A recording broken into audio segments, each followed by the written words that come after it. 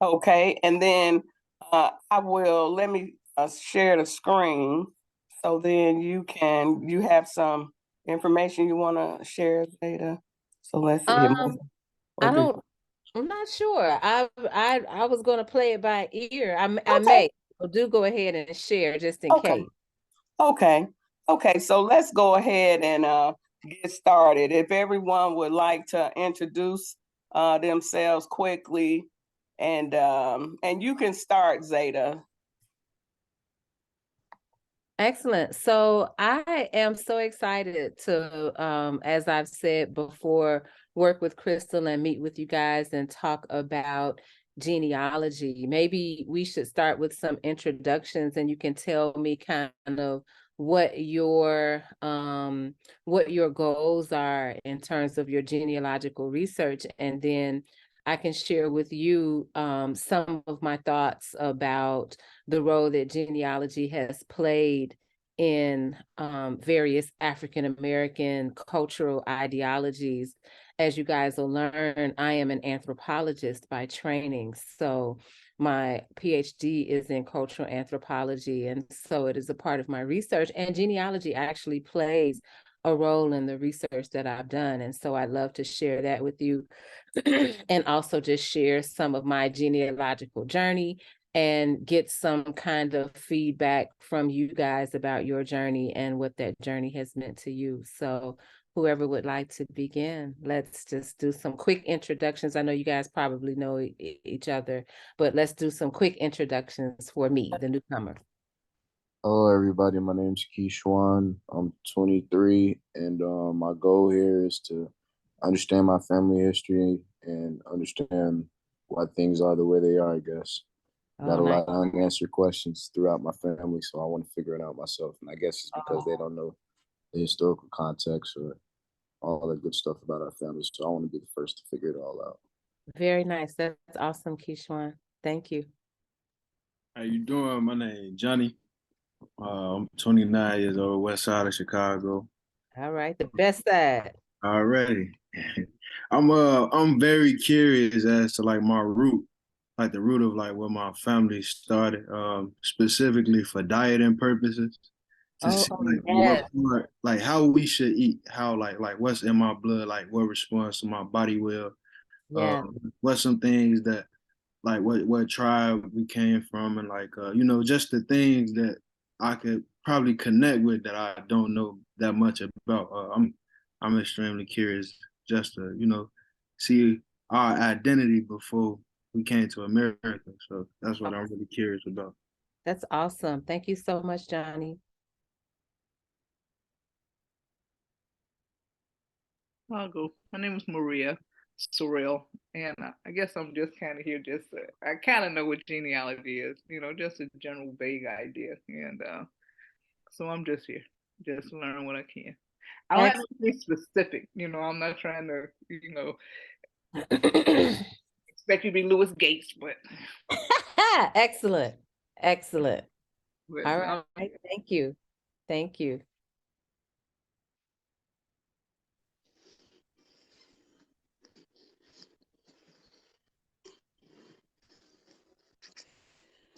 Hello. Hi. Hi. I'm sorry, I was in the car driving from work, so Oh, wow. trying to settle up here in the house. But I'm Sonia Davis. I'm the executive director of CADA. And one of the things I would ask, if everybody that's on the Zoom, if you can turn your cameras on, um, so that we can be respectful of the guests and the speakers, so she can see who you are when you communicate. Get her, please. I'm sorry, my grandbaby bring a phone in here. So that we can be respectful to Zeta, to let her know that we're interested in what she's bringing to the table, and that we can give her our full attention. And I am learning a lot more about my genealogy, where we're from. My dad is 86, and my niece did a DNA on him, so I do know that he has a great bit of Ghanaian in him. Yeah. So we found that our ancestors are from that area. And so I'm very interested in learning more. But welcome, and I'm interested in what you had to bring tonight. Thank you so much, Sonia. Thank you.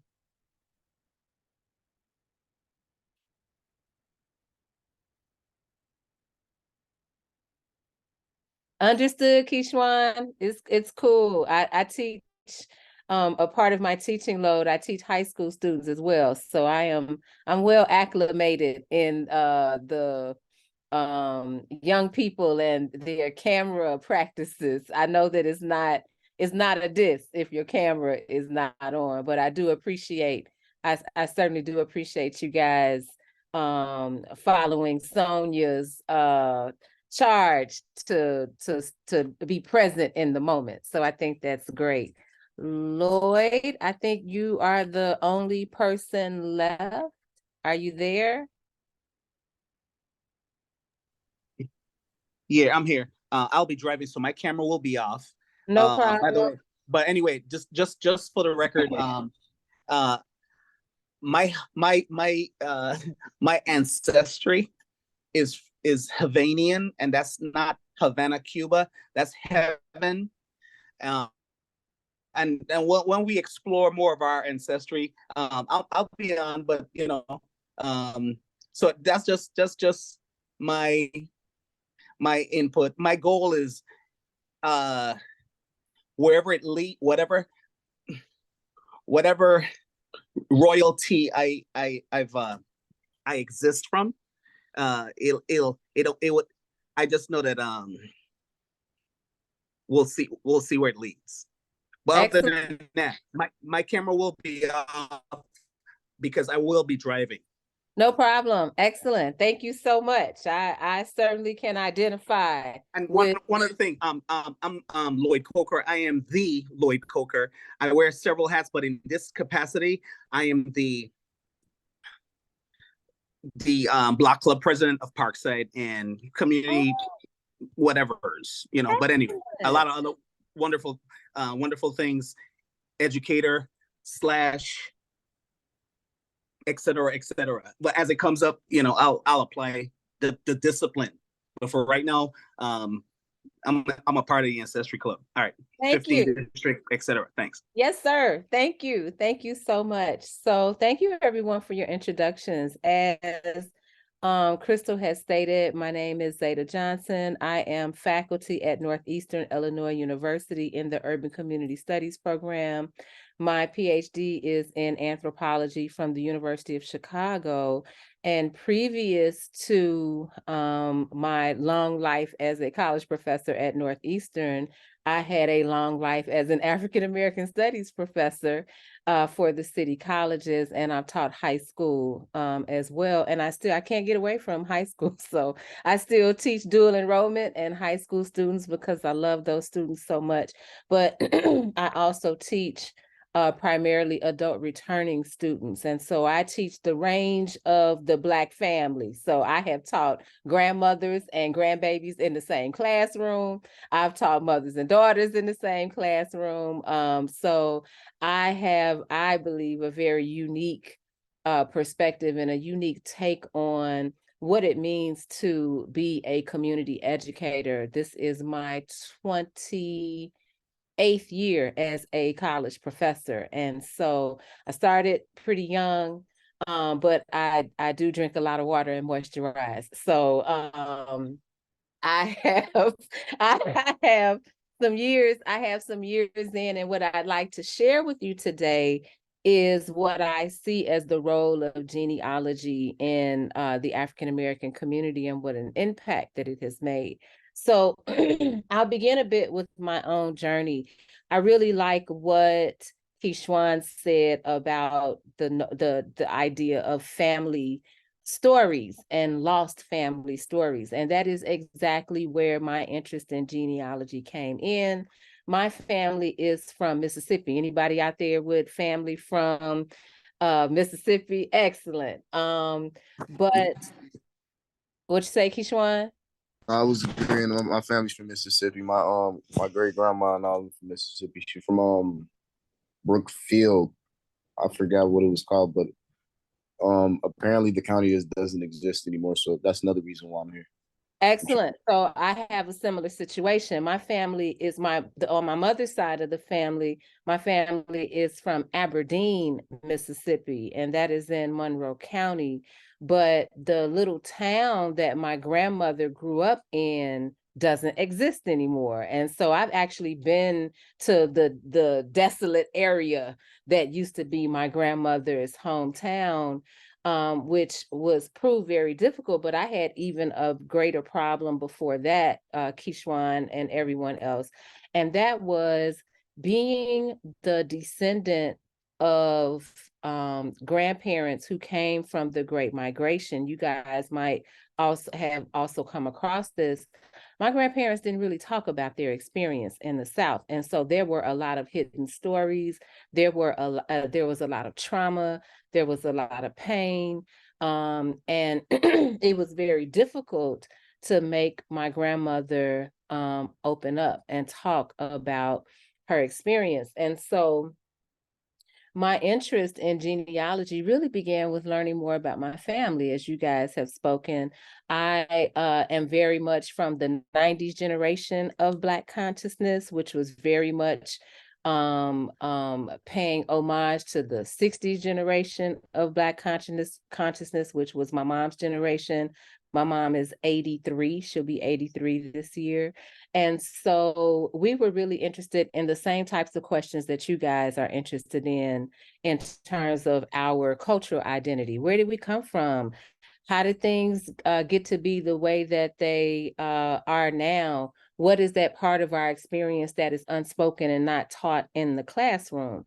And so I got to tell you guys, I had a rough time because my grandmother is excellent at not talking, right? She was excellent at not talking. And so I started with the very early Ancestry.com. So this had to be in the early 2000s. And so this was when Ancestry.com kind of first became a platform, and it was still it was not as certainly not as detailed as it is now, and you were still kind of going through a lot of records that were just uploaded, a lot of just data that was uploaded online. And so I was able to find my grandmother's hometown. I was able to just get a little information from her, but I still wasn't kind of making the connections that I wanted to make. And then there was a breakthrough. One night, my grandmother just decided to talk. We were sitting at the kitchen table, and she just decided to tell me this story about a man who she saw drugged through the streets of her hometown on the back of a car because he stood up to the white citizens of her community about voting. And that just opened the floodgates. I mean, it truly opened the floodgates in terms of her experience. And I found the story about how my family migrated to Chicago. And so I don't know where you guys are in your research, but I just wanted to give you guys just some lead questions that you might want to ask, or some lead questions that you might want to begin to explore about your families. And that first one is, how did your family get to Chicago? So in my case, the story was a little traumatic. And so it took a great deal of asking over and over again. And don't be afraid to do that. Don't be afraid to ask over and over again. And certainly for our younger genealogists, don't be afraid to listen to the same stories over and over again. As an anthropologist, one of the things that the way that we collect our research is through something called ethnography. And ethnography is when you actually go and live in a community and you interview the people in the community and you interact with the people in the community. So I lived in two places. Mr. Coker talked about being Havanian. My genealogical research and my ancestry actually is Havanian, from Havana. My grandmother's ancestry was Afro-Cuban and French Canadian, but really Afro-French Canadian. And so she has a very limited, or had a very, she passed in 2011, but she had a very limited knowledge of her cultural heritage from Havana. All she knew is that her mother's family was from Havana and migrated to Mississippi, that her grandfather, so her mother's father, migrated from Havana to Mississippi. That's one big mystery in my family that I've been trying to track down. But let me go back to this question about how did my family get to Chicago? So once again, another story around racial trauma. My grandmother was a young mother. She had married my grandfather. They lived in a property that had belonged to her family. One day, my uncle, her firstborn son, gets into it with a young white woman in the community. He's a baby, so he's like 4 or 5 years old. And this young white woman decided to whip him because he would not call her Miss Sally or Miss Linda or whatever her first name was. Well, my grandmother, that was the straw that broke the camel's back. And my grandmother confronted this young woman and stomped her out into the ground. And that night, my grandfather decided it was time for his family to go to Chicago. So, he was like, I did not want to have to shoot my way out of Mississippi. And I knew that was going to be the end result. And so that night he packed up the family and they left. That was a story that I never knew. I never knew that story. I collected that story. I got to tell you guys told me your ages, and you guys are actually around the age that I was when I collected that story. I was about 27 or 28 when I collected that story. So I lived 27 years without knowing like the trauma that existed around my family. So you might want to start there as a question. Another question that you want to ask, because you guys are the younger genealogists, you guys are in the next generation, right? You guys are in the next generation after my generation, is what was your family's life like in Chicago? So for the best siders, my husband is the best sider. That's how I know it's the best side.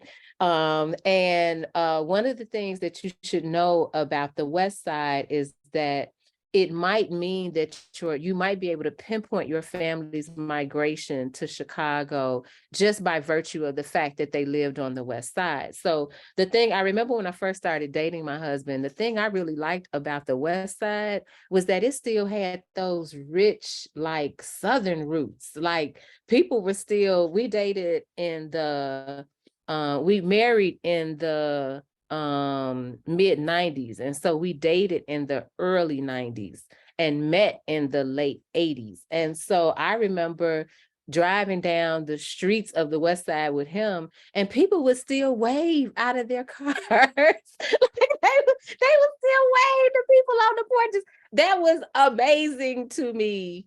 As a South Sider, the only place I had ever experienced that was down in Mississippi with my family, where, you would see somebody on the porch and wave, and you wouldn't know, like really know them, and they would wave back. And so that one of the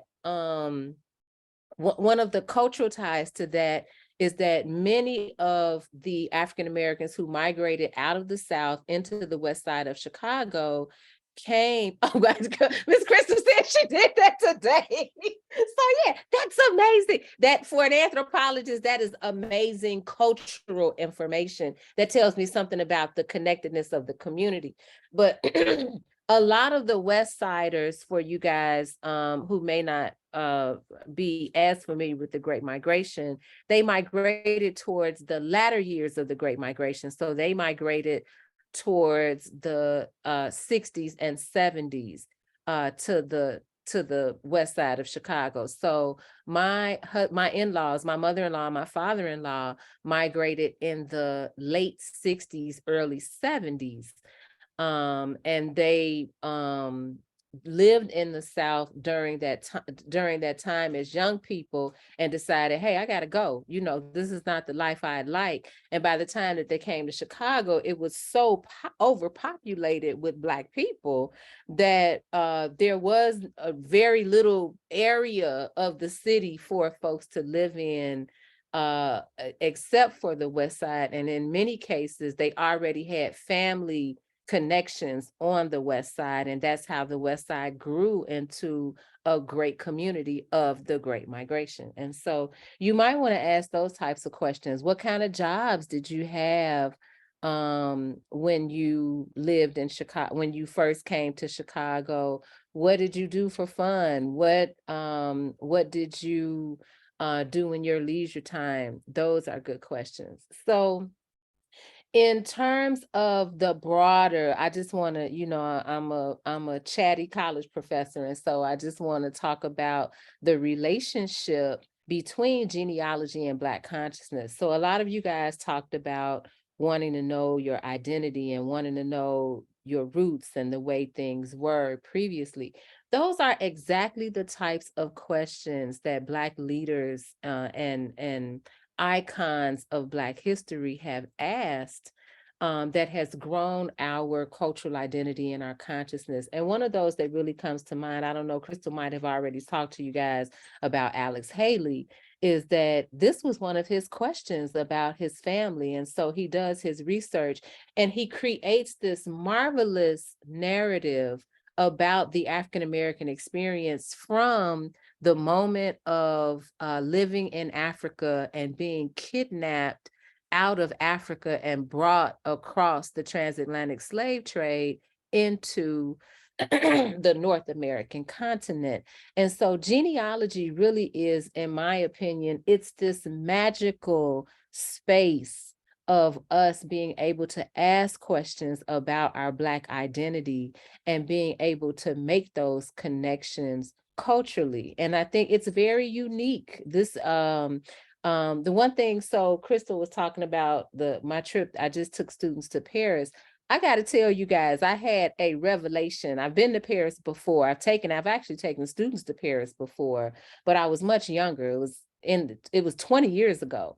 And so I loved Paris. And then when I went back this time, I realized something, that everything I love about Paris is because of Black culture. So yeah. So when I was there as a kid, as a 20-year-old, I was visiting the African Americans who expatriated to Paris during the 60s and during the 50s, and they were a continuation of the earlier generation, folks like Josephine Baker, who had expatriated in the 20s and 30s.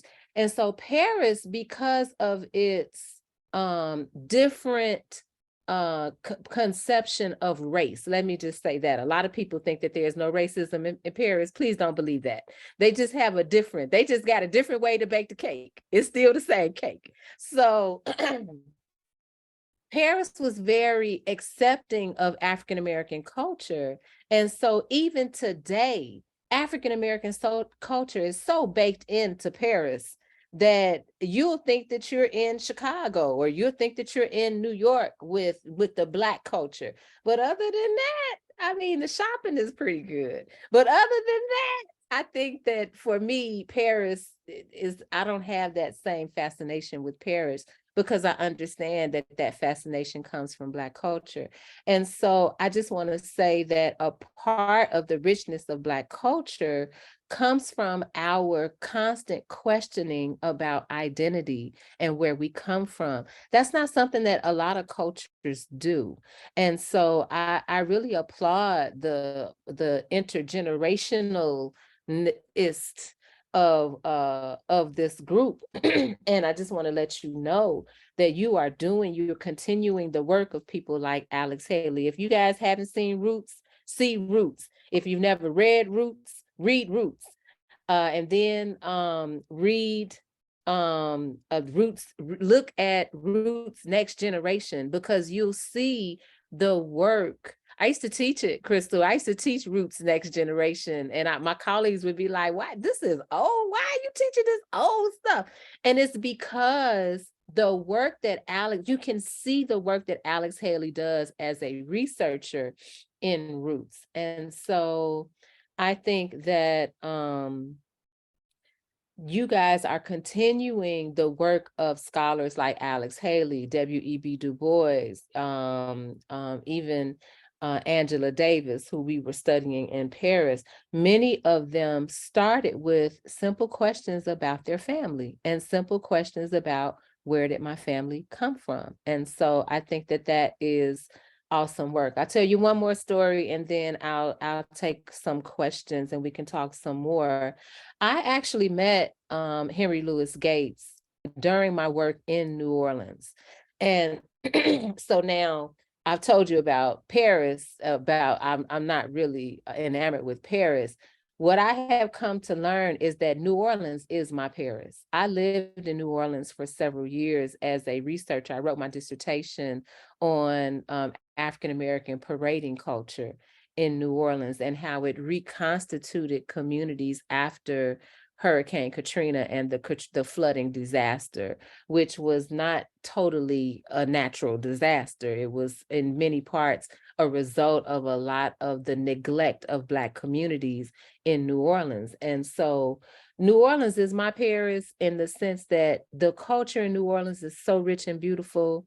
And if you are lucky enough to have a genealogical tie to New Orleans, please go there, because it was in New Orleans that a genealogist helped me to piece together my Cuba story. So he told me, look, all I need is your grandmother's name.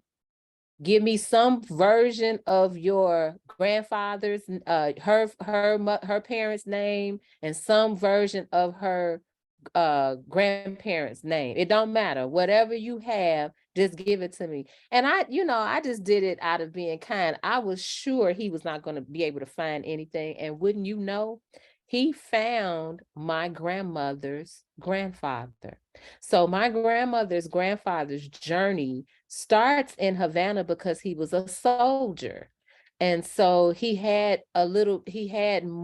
an Afro-Cuban soldier in what they call the Mambisa War. And so just like in America, a lot of times the government put Black men on the front lines of the military. And so as a kind of frontline soldier, he had a little more access to movement. And I guess as the war dissipated, he decided to leave. I still don't know why he left, but from the genealogist in New Orleans, he traced my grandmother's grandfather's movement from Havana to Georgia to Mississippi. And so I said, oh, now it makes sense. It never made sense to me why anybody would come from Havana to Mississippi. I mean, that's literally the frying pan into the fire, right? And so, but he was following a migration of Afro-Cubans and other Cubans who were coming through the American South from the island of Havana. And so if you are fortunate to have enough to have genealogical ties to New Orleans, please go, because their genealogy game is tight. I mean, it's really a part of that everyday culture. So I'm going to shut up and I'm going to ask you guys if you have any questions or observations, or if I can help you in any other way. Well, Okay. I want to start. Okay, when you were talking about the trauma that led us to America. Yes. My grandfather and grandmother on my father's side, I traced that history first. And so I did my genealogy back in 2001, because my great grandmother at the time, she was 98 years old. And so she told me before she died, she would like to have all the family come to Georgia for a family reunion. Nice. So I started here in Chicago on the genealogy in like 99, and my father at that time was terminally ill. And so I thought, well, I told my sister, if we don't do this, how would our grandkids ever know where they came from? True. And so I did it, we did it, and we actually got the slave records to the plantation for great great grandfather, showing that his the master willed him to his son when he died. And but my grandparents, my grandfather and grandmother left Georgia because my grandfather was running from the law. They were bootlegging liquor. Oh yeah, okay, yes. In the woods, right? And so they arrested my grandfather and put him on the chain gang. Okay. So he escaped and he came to Chicago because most Blacks at that time, this was in the early 1900s, they were going to New York. Yes, they were. Yes. And so he knew that. And so he came to Chicago. And once he got settled, then he sent for my grandmother and the three girls at that time, because my father was actually born in Chicago. Okay. And so anyway, he died of old age here in Chicago. So they never found him. He outran the law. That's awesome. Yes, and I did a book, me and my sister. And so all of that information is in the book. Oh, and unfortunately, my sister passed away in 2008. And she had been a, Chicago school principal and everything. So she had put everything, it was on PDF. And so, so that enabled me to this day to have that PDF. And then I send it out to cousins, grandkids, great, and so forth, So yeah, so that's my story. That's awesome. That's an awesome story. And I would encourage all of you guys to write. You have to write these stories for the future generations of your family. You have no idea what that means to a family member to at least have a place to begin. I have one of my mother's cousins still lives in Aberdeen, Mississippi, and she kind of started the kind of genealogical work. And it has been just a wealth. It is a wealth, and it brings the family a little closer together for us to be able to talk about our history in that way. Anybody else? So Johnny and Keishwan, what have your journeys been like so far as you have been searching for your family history?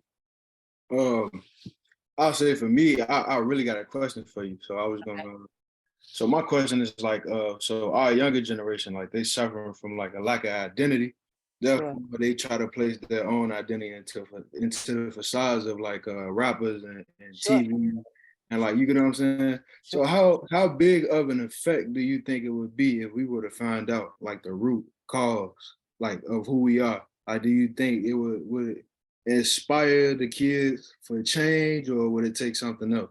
I think that's the beginning, right? I think that's always every generation, Johnny, asks the same question. And so they reach the answer in different ways. And so let me just take it back for you. Part of our research in Paris is we were looking at the Harlem Renaissance, because it is actually the Harlem Renaissance that kicks off all the Black folks going to Paris. And their very question, their movement at the time was they were calling themselves New Negroes.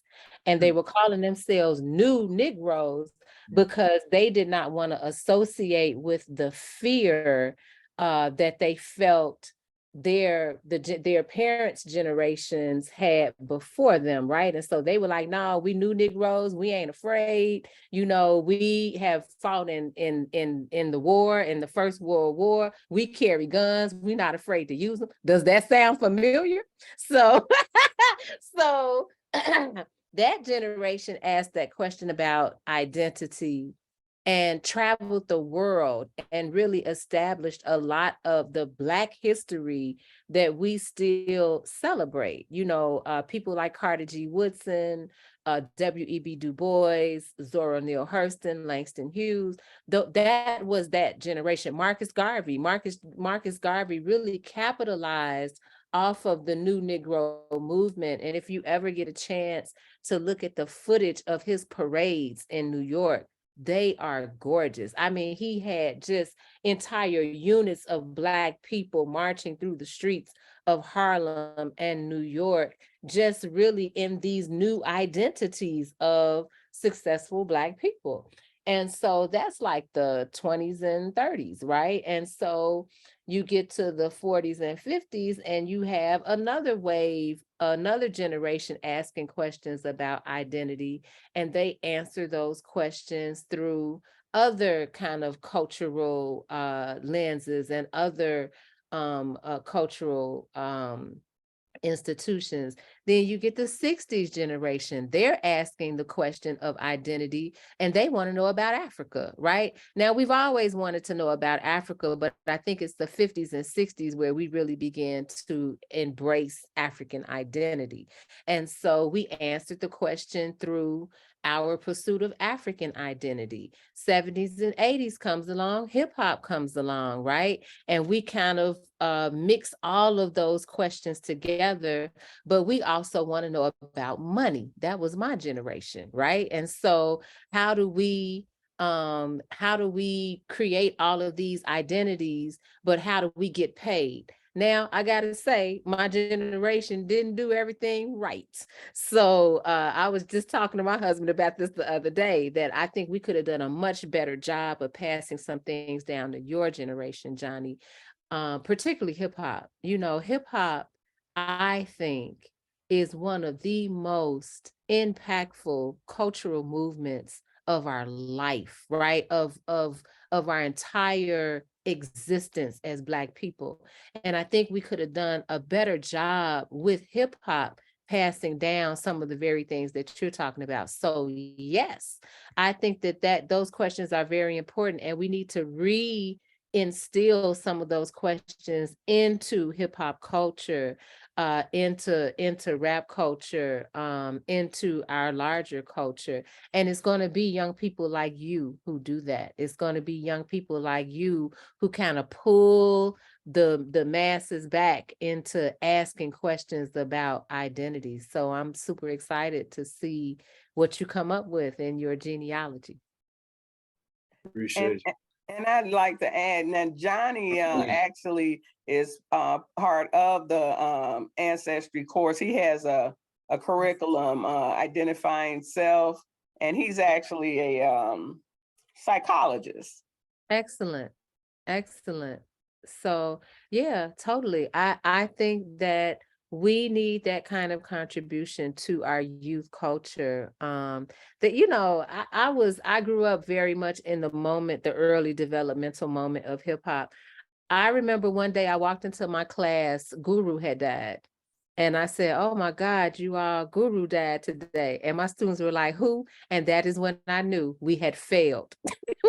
we failed because, right, my students, you know, my young students, I took some young 20s students to Paris, and you know, some of them, they don't know who Chuck D is. I mean, so we need to utilize our interest, because everybody has an interest in where their family comes from, and we need to reconnect that to our larger cultural interest in order to bring us together as a community. So definitely, I think that's awesome, Johnny. You're doing great work. Appreciate you. I'm sorry, I ain't mean it. So it's just laying on me heavy because it's just like I've had people that I've grown up with, and they didn't get locked up or killed, and it's like, you know what I'm saying, like because of lack of identity, they refuse to go into like gymnastics because they can flip good. You know what I'm saying? Because that's not a part of our cultural thing. You know what I'm saying? That may be something that where we come from, that's the best thing for us to do. Like that may be something that's natural for us. Absolutely. We moving away from that and going to something else that's not natural to us. That's why we kind of out of You know what I'm saying, out of our element. Absolutely. The thing I really like about genealogy is that it does exactly what you're saying. It opens up our consciousness. It lets us understand, hey, I come from something. I come from, my story is my grandmother has always been, a bad little lady. She was all, you did not mess with Miss Johnson. But it really helped me I had a sense of pride that my grandmother was willing to die for her family. Right, that she told the young white woman, my son don't have to call you Miss anything, little girl, and so it it really instilled a sense of pride in me that I come from people who believed in something and were willing to die to protect their families. And I think that's what we're kind of missing today in our communities with young people. Our young people need love, straight up. They need, they need love. They need to know that they come from they come from family structures, even if your family structure may not look like a traditional family structure in your home. You still come from an extended family structure of people who love you and care about you. That the one thing about my school upbringing is that there were always Black women in my schools that made me feel like that.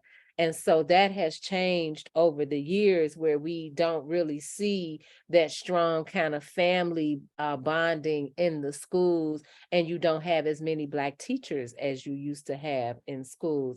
And so I think, Johnny, you're absolutely right. We need some recall of some of these things, but we also need to make it relevant to young people in whatever their daily experience, their day-to-day experience is. So we can't discount their day-to-day experience.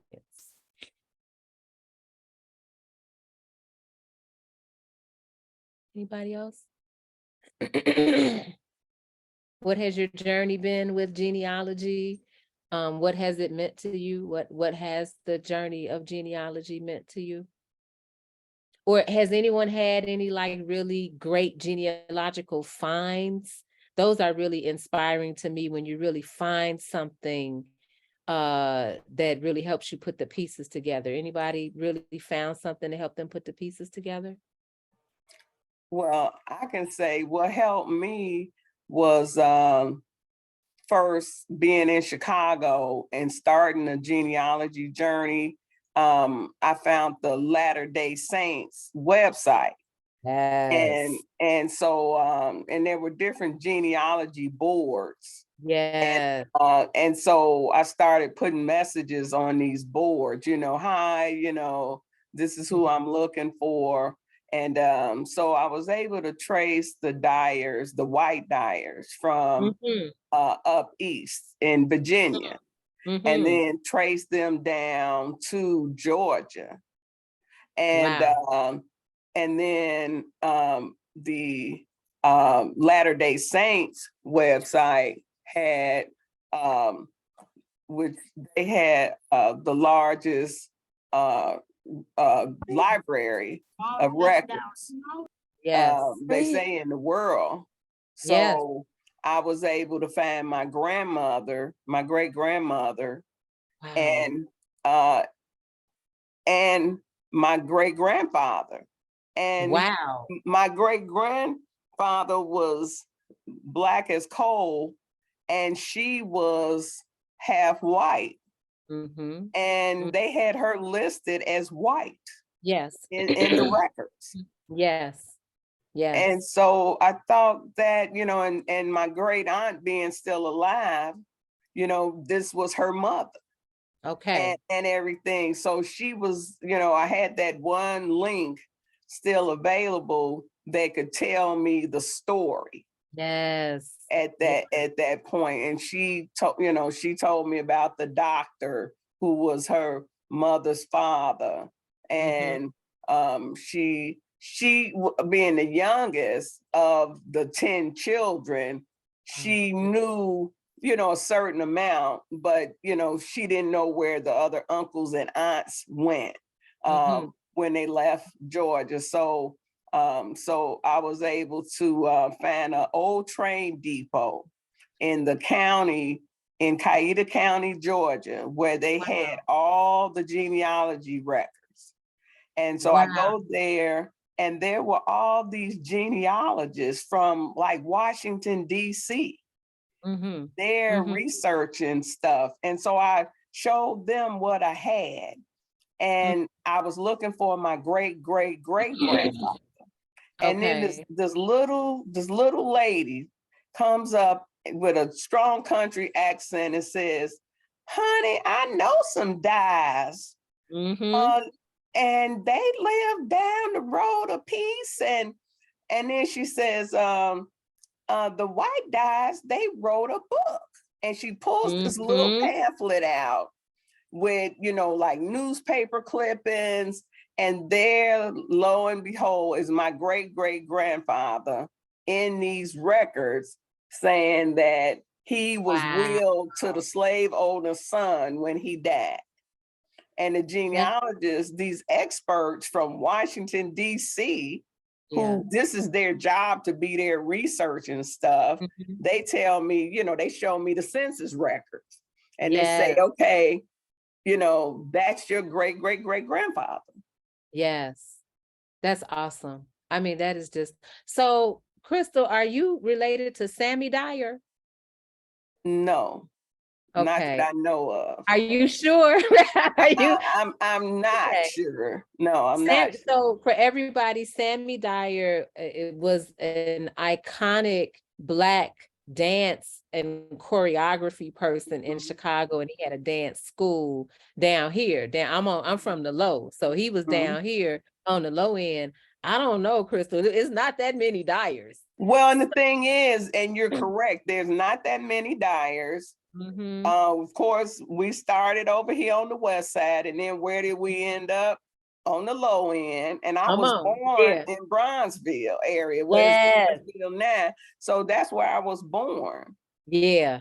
So I don't know. I think you might want to investigate that. I think you investigate that. Yeah. Right. Let me say this. Right. No. Go ahead, Crystal. I'm sorry. No, I was just saying, you're right. There's not that many Dyers, because even growing up, I would look in the phone book. You know, I'm the kid that would be at the cemetery reading headstones and researching granite, right? Because I wanted to be an anthropologist. Okay. Yes.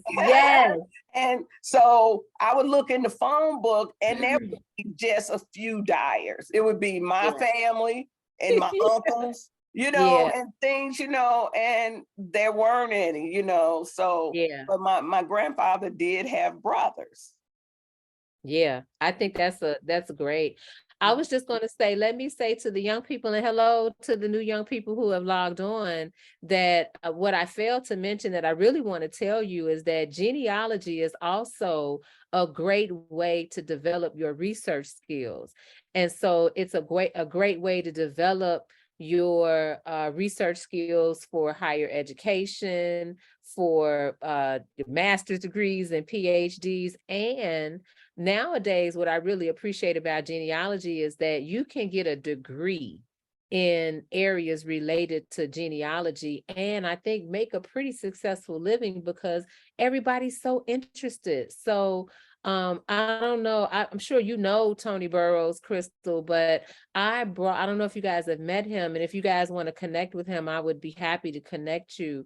But Tony Burrows is a professional genealogist out of Chicago. I brought him in to speak to my students before about Bronzeville and the Great Migration, and how he has a book. He has an article. I'll send all of this stuff to you, Crystal. He has a new article out, but he has a really great book about African-American genealogy. But he literally gets flown all over the world, young people, to be a consultant, a genealogical consultant. And so that's something, if you guys are thinking about careers, or if you're thinking about what to do for college or for advanced degrees, don't count genealogy out. It is the bedrock of research. What Crystal is explaining, that's basic research. And so once you learn basic research, it's almost like being a musician and learning the scales, right? So you can play many different songs once you learn the scales, and genealogy is a great way to learn that. We got new people on. I just want to say, hey, I'm Dr. Johnson. I'm your guest for today. And I was asking about your journey in genealogy and family history. What have you guys found? What is your connection to family history? And maybe what are some exciting things that you've learned about your family so far?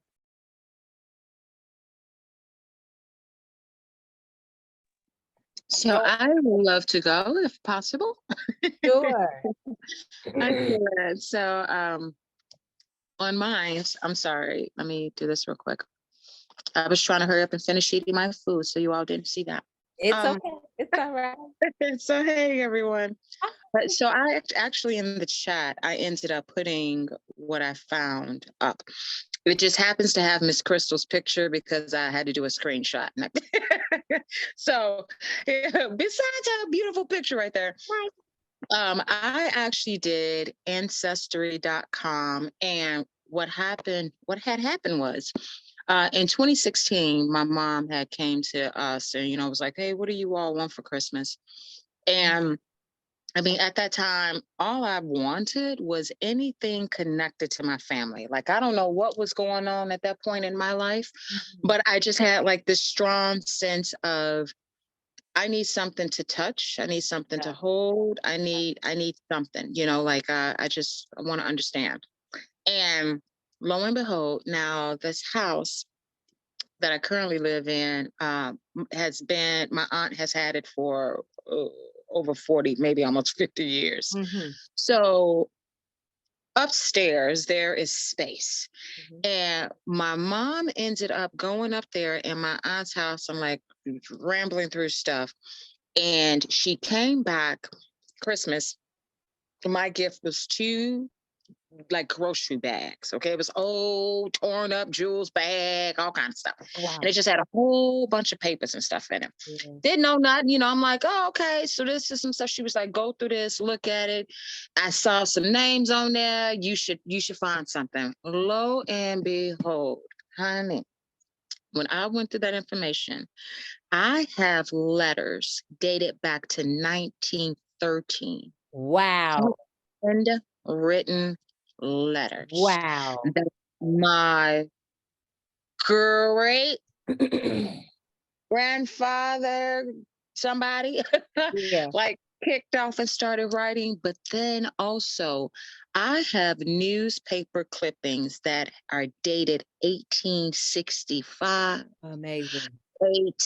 I mean, like, and I don't know how Chicago Tribune was doing papers back then.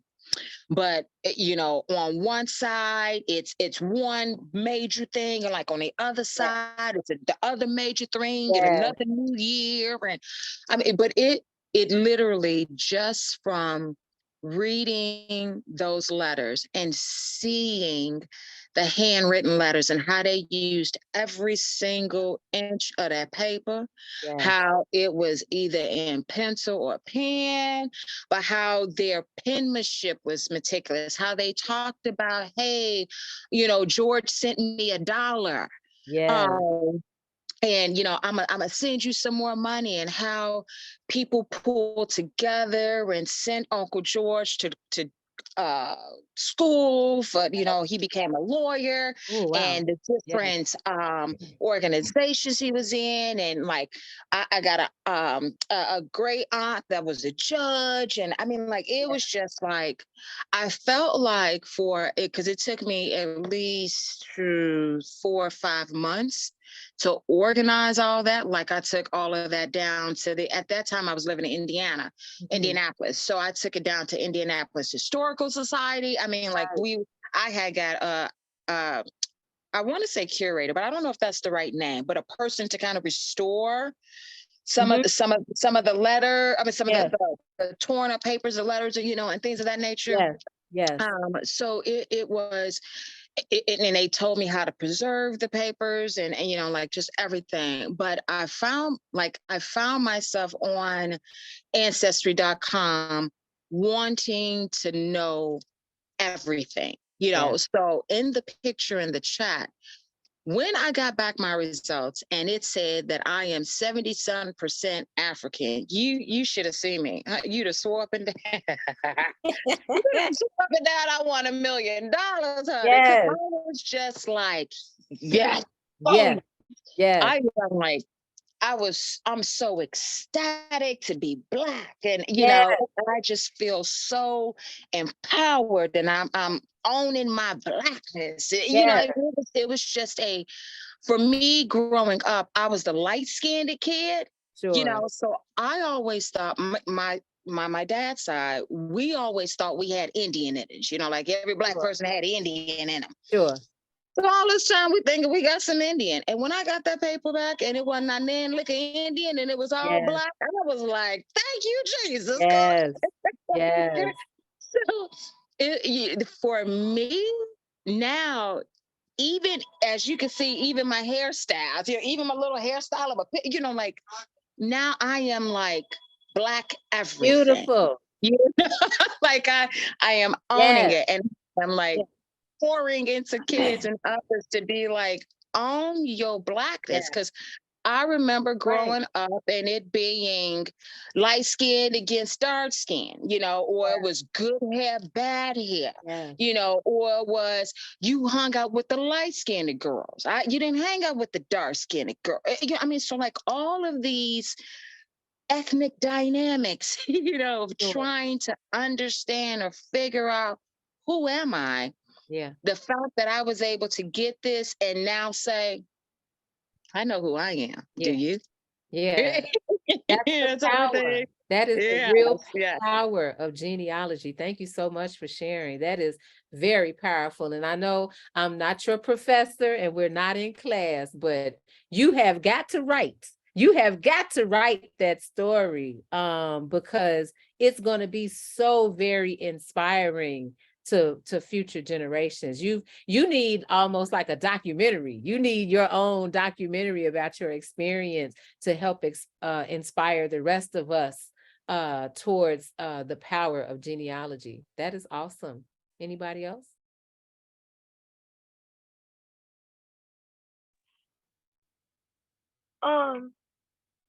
With me, I didn't get to do the ancestry thing because I really wanted to, but I was doing it. I'm still doing after school matters because girl, people my age, we like a little money in our pocket. And yes, ma'am. I understand. Yes.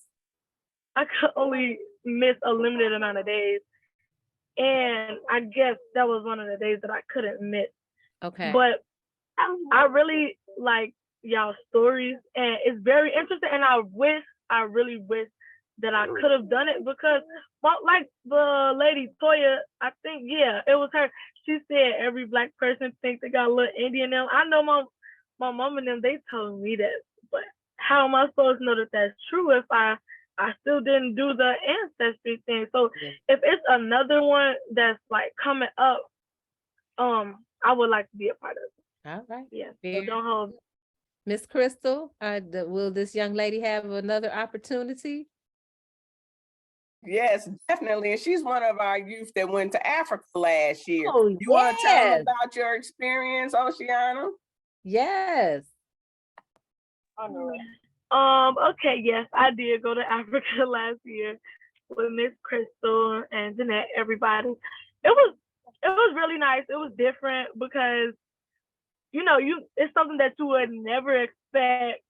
And like this one man, I'm not gonna forget this. Like he said, I met this random man in like a parking lot, and we was going into I think the Cape Coast Slave Dungeon, and he was like, "Hello, my sister, woo woo," and I told him, I was like, "Hey," and he said to me, "We could be related, and you wouldn't even know." And I understood what he was talking about because we got people in Africa, like that's where I came from. Yeah. So that was just something that was simple. But everything that was there, it was definitely worth the flight, the whole experience. I really enjoyed it. That's awesome. Yeah. That is awesome, Oceana. I have to say Oh, sorry. No, go I ahead, was gonna say sweetheart. I really enjoy Miss Crystal as well. She like real amazing. I was Because about to say the same thing. I yeah, because say that Miss Crystal, I learned about Miss Crystal through you guys' trip. You know, I'm an avid news watcher, and I saw a news spot on Miss Crystal, and we just happened to meet in a whole nother kind of dynamic. But the work that she's doing with you guys taking you to Africa is golden. I mean, it is because so crucial. Yes. yes, because kids my age, we don't get to do none of this, and we wouldn't think that we would be able to. But she's given us the opportunity and the chances to. Absolutely. Absolutely. When I was your age, Oceana, I traveled to Africa as well. I went to Egypt. I went to East Africa, and it was that trip that inspired me to be an anthropologist. And so it changed my life. That trip changed my entire life to see ancient Egyptians in their true Black identity. Like, no, you could never fool me as a teenager and tell me that ancient Egyptians were white, because I saw the images on the walls with my own eyes. And so that experience changed my entire life. And then in my 20s, I took students to Senegal and actually had a similar experience as you, Oceana, where African people would tell me, oh, you look Fulani. Oh, you look, they would tell me that I looked like African ethnic group. And like you, that was really endearing to me. That really touched me, that there was still a sense of connection there. So I totally understand that. Thank you. Because, oh yeah, it was nice talking to you. Thank you. Thank you so much. Anybody else? Yeah, I also got a late jump start. Unfortunately, I wasn't able to due to my work schedule. But I've been waiting to go to Ghana for so long now. Originally I was supposed to go to South Africa. I was one of Crystal's first beginning with Kata. So I'm very excited to finally go to Africa, get in touch with my roots. Yeah. And hopefully I get a chance to take my do the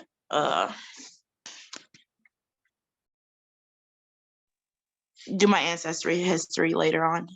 Yeah, that's awesome. That is awesome. Crystal, we cannot tell you enough how important your work is, and how I just appreciate it. It warms my heart to see these young people just really connecting with their identity. You guys know Miss Crystal's work is not easy, and I've been up early in the morning and late at night on the phone with her, and so I want to give her flowers right now and as often as I can. That the work that you do in our communities is phenomenal, and thank you. Thank you so much. And I just want to mention that Noelle that just spoke, she with her creative mind, was one of my first Kata youth like 7 years ago, right? She came up with the idea for the Gone Again Fest. Nice. The festival that I have, this will be the 3rd year, because originally we were going to do it before COVID, and then of course COVID hit, so we had it in 21, 22, and then this year 23 will be the 3rd year for the Gone Again Fest, and we actually partnered with the Park District. Nice. Last year and this year. So it's always the 2nd week in September. So it's going to be September the 9th this year. And so I'll send you the video also, Zeta, that one of the news organizations did on the festival. And I mean, it was just amazing to see all the youth, all the community come out, the music. We had like 11 music acts, just all type of music. Wow. From Caribbean, Haitian, gospel, R&B, spoken word, you know, so it just encompassed all of our music. And this year we're going to have Crucial Conflict. Wow. Yes. We're going to have, you know, gospel again. Nice. You know, and then of course, you know, all the other eclectic musics, because that's who we are. Yes. As Black folks, right? Yes. I mean, all the different generations, and then all the countries and ethnicities and so forth, you know. And so just to have a day of fun, it's a free event for the community. And we're also going to have cops and kids basketball. Nice. We're going to have a cop and kids sing off. I can't wait for that. Nice. You nice. know? Oh yeah, so it's gonna be, you know, because like I say, that's what we need. You know, CADA is an anti-violence organization. You know, it's to show the youth that, guess what? Yes. You know, you can look into your past. That's what this whole genealogy and the Africa piece is about. Guess what? We got a past. We need to uncover it. We need to dust it off. Okay. And then so we can build that future. We can build any future we want. That's you know, right. It's like the magic wand. We can make it good, even though we had faults. And it's okay. And that's the true piece that, you know, everything is all about letting our kids know, guess what? Everybody misses a step. Okay.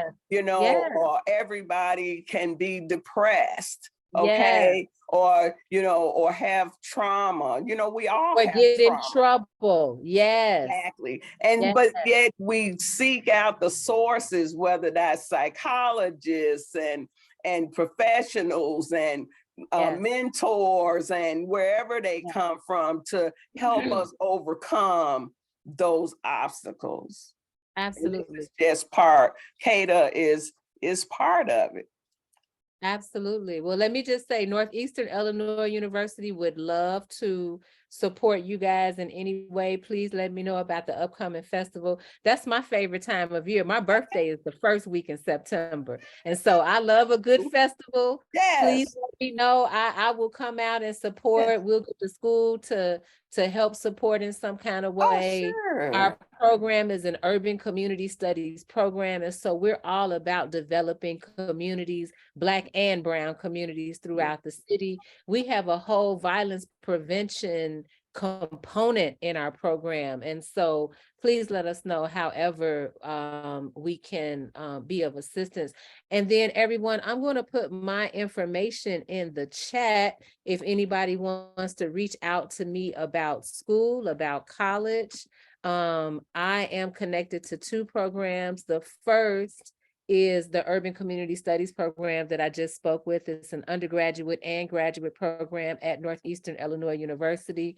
We're housed out of the Carruthers Center for Inner City Studies, which is down here on the low 700 East Oakwood Boulevard, right off 39th and Cottage Grove. But I am also the faculty facilitator of the non-traditional degree University Without Walls program for adult returning learners. And so if you know any adult returners, any folks who are past the traditional college age of like the early 20s, who maybe did not finish their degrees and want to finish their degree, my expertise is in helping adult returning learners come back and finish their degrees in an expedited manner. And so we have resources, we have scholarships, we have all types of connections, and we have all types of ways to assist both undergraduate and both undergraduate and both traditional and non-traditional students. I'm sorry, I'm talking and writing at the same time. So hold on, that's my name, but let me put in my name and my email address in case you want to reach out to me. And oh, hold on, okay, so it's z-johnson@neiu.edu. I'm gonna put it in just one more time so you'll be able to see it all together on one line. But please do reach out to me or pass my information on to somebody who you think would benefit from getting information about how to come to school or finish school. I would love to help. And I Dr. just want to Johnson, I have- share. Oh, I'm sorry. I just I'm wanted sorry, to. Ms. Crystal, go ahead.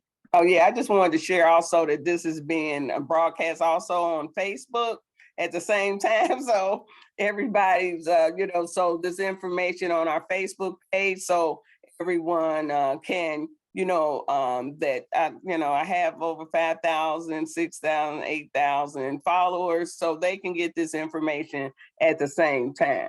Absolutely. Well, yes, Facebook, everybody out in Facebook land. If you are interested in college, now is the time.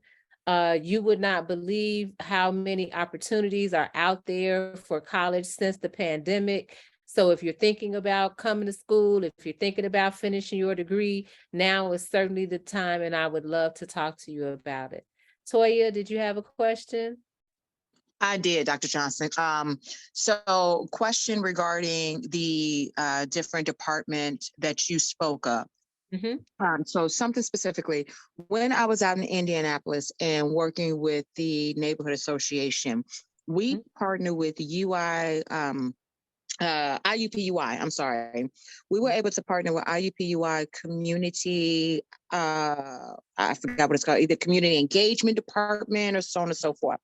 But what we were able to do is the university had students who had to do projects out in the community. Yes. And what they did is they actually partnered with us on helping us get some things done in the community.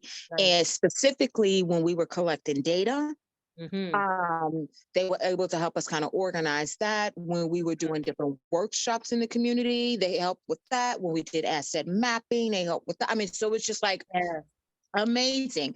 Is those type of things, capstone projects, community projects, are those requirements within the schools that you are at or the classes that you teach that may be an opportunity for us in Austin community to really connect and really expand our horizons? Absolutely. Let's talk, Toya. So yes, the answer is yes. We've done that. I've done that as a professor in my classes. And so I've had classes work with various aldermanic offices throughout the city and community organizations on asset mapping and collecting data. We just did a project like that a few years ago down here in the second ward, but we would certainly like to make those further connections. We would love to make those connections with Austin. So absolutely, Toya, please put your information in the chat, and then let's kind of hook up over email and talk about what we can put together. Perfect. Thank you, ma'am. No problem.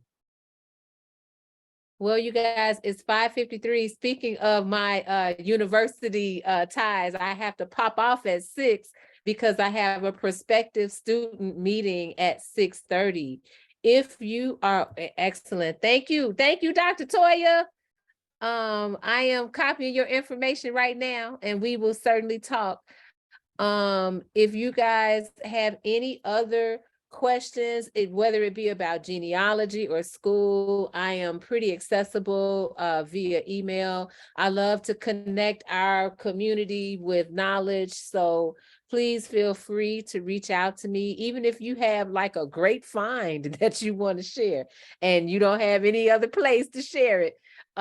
Just feel free to send it to me so I can let you know how awesome that I think it is and how I think you should write about it, and be sure that you pass that information down to future generations. But other than that, this has been the highlight of my day, you guys. I am so enamored by your work in genealogy. You're really laying the bedrock of cultural work in our communities, which is so very needed.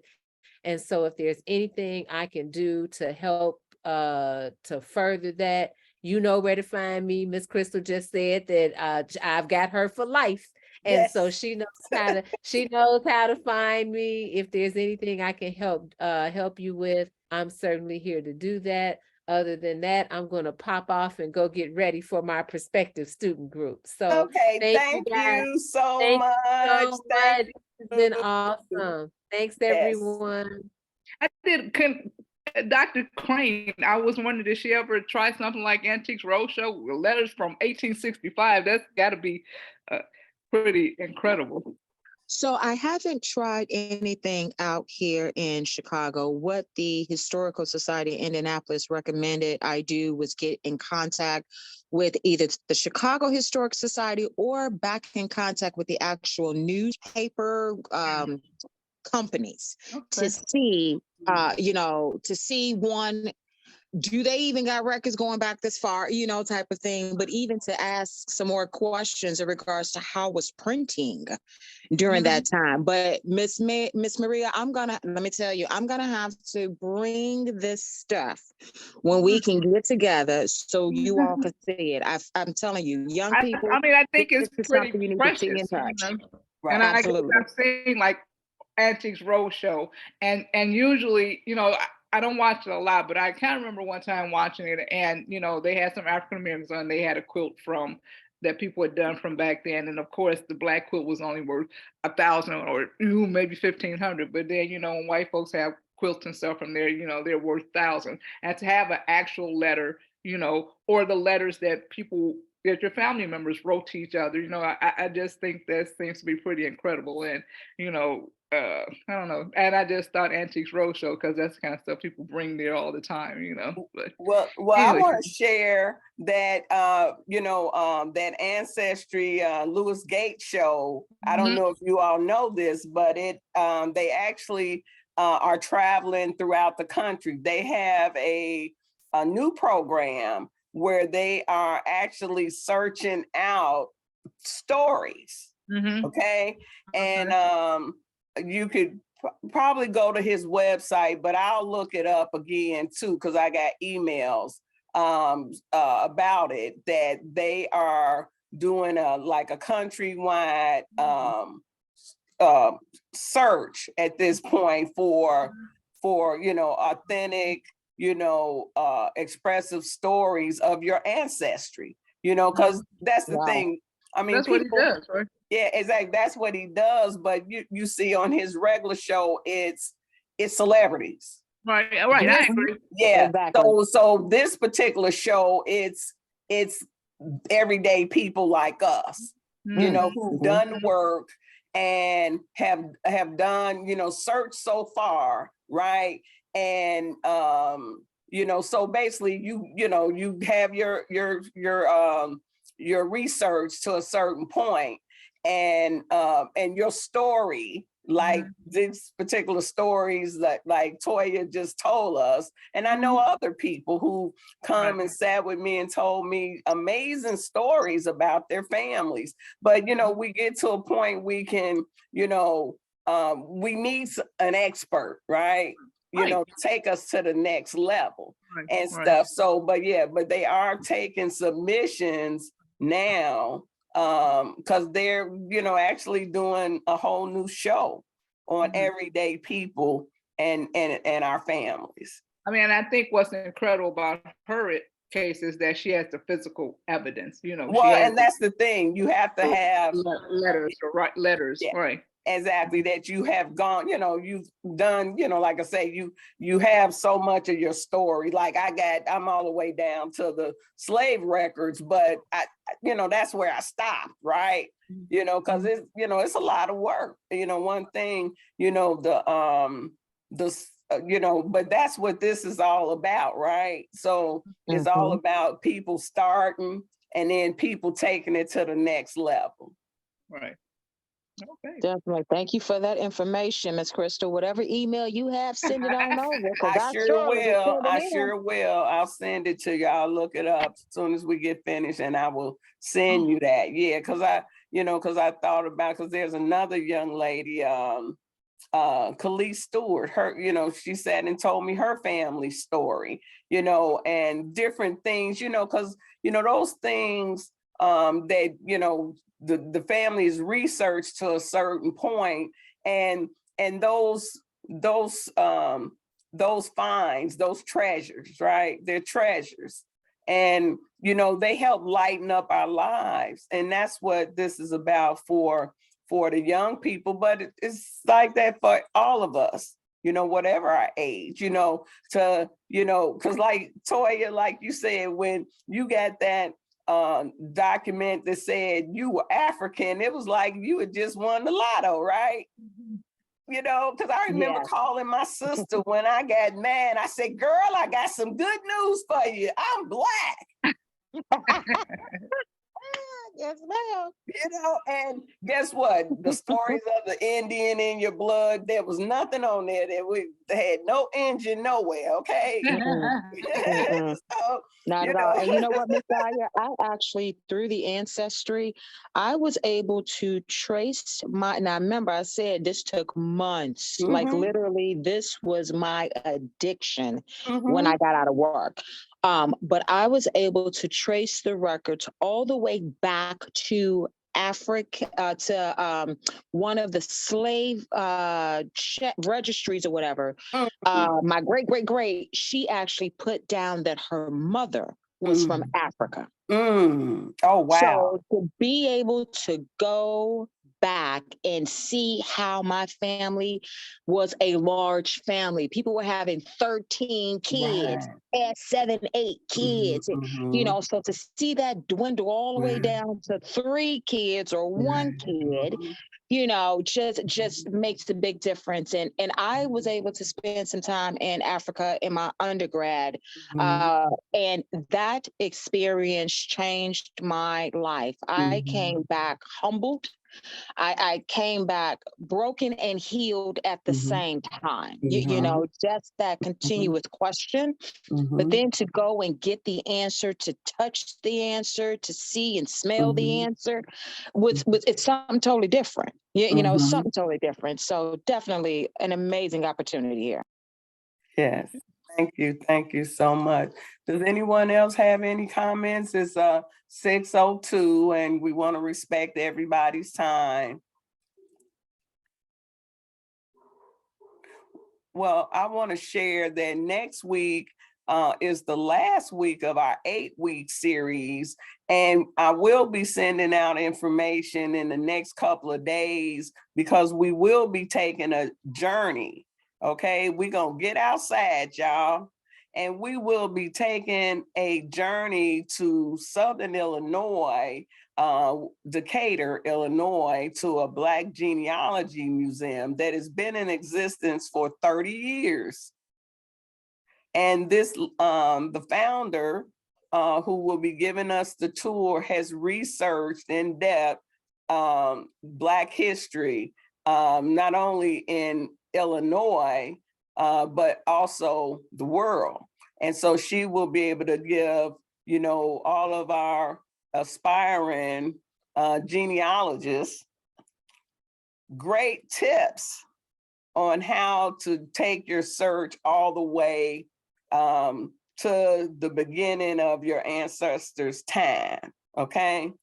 And so I will be sending that out. We will do it on a Saturday, so that way people that have to work or go to school can participate. And I will be taking, doing a registration, okay? So any questions? And then also next Thursday is the last workshop for this segment of the Ancestry Crystal Road, but we will be starting a next, I guess, what are we gonna call this, a cohort? And so it's just gonna get better and better, and then, but we'll have time in between. So anyone that needs any, advice on how to start, back to the logins for Ancestry.com, the youth that need the Ancestry kits. You know, we will talk about that next week also.